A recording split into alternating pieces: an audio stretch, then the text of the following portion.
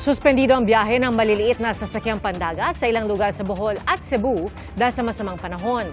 At sa Antique, dalawa na ang naiulat na nawawala matapos umanong anurin sa ilog. Saksi, si Adrian Prietos ng GMA Regional TV. Rumagasa sa loob ng mga bahay ang baha sa Barangay Pardo, Cebu City. Nalubog ang ilang appliances ng uploader na si June T. Dahil tila kulay abong tubig, hinala raw nila. Galing ito sa quarry site malapit sa kanilang komunidad. Abot hanggang dibdib ang baha sa Barangay Mabolo kaya gumamit ng lubid ang mga rescuer para mapabilis ang paglilikas nila ng mga residente. Dahil sa naranasang malawakang pagbaha, inirekomenda ng Cebu City DRMO na isailalim sa state of calamity ang lungsod. Isa-isa namang sinagip ang 3 minor de edad na natrap sa rumaragasang ilog sa Negros Oriental. Ayon sa La Libertad MDRMO, natulog ang magkapatid at kanilang pinsan sa isang kubo sa pagitan ng dalawang ilog at hindi agad sila nakaalis dahil tumaas ang tubig bunsod ng mga pag-ulan. Maayos na ang kanilang lagay. Sa Isabela, Negros Occidental, sumakay sa truck ang ilang residente para matawid ang mga binahang kalsada. May malawakan ding pagbaha sa bayan ng Binalbagan.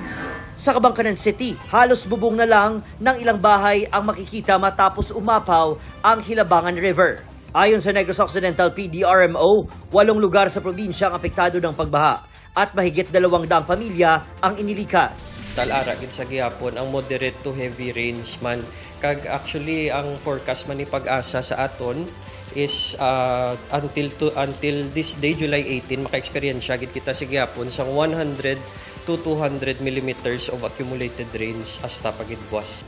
Ang mga residente sa tabing dagat sa Bacolod City nag-aalala ngayon dahil sa malalakas na alon at malalakas na hangin.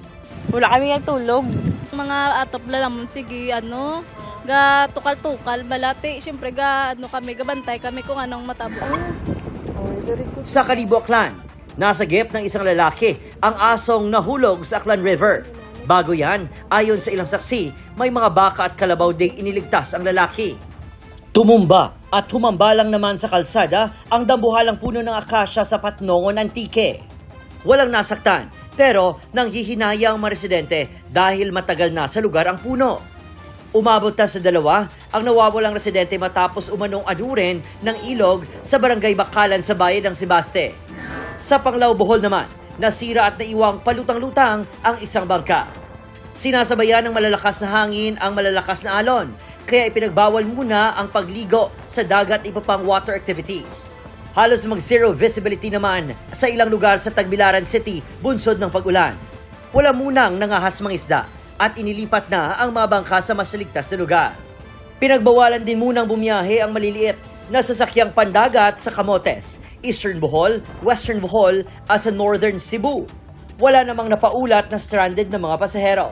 Kansilado rin ang island hopping activity sa Lapu-Lapu City. Ayon sa Pag-asa, habagat ang nagpapaulan sa Western at Central Visayas at sa Negros Island.